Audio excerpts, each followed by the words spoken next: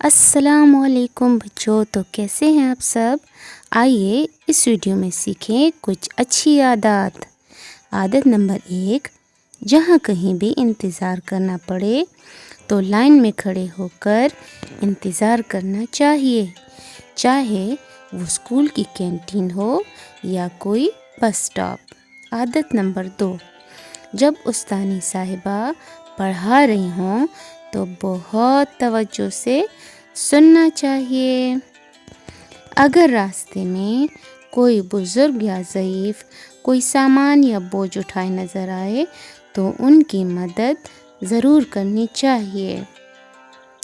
ہمیں ہر ضرورت مند کی مدد ضرور کرنی چاہیے، کیونکہ ہمارا دین اسلام ہمیں اس کی تعلیم دیتا ہے۔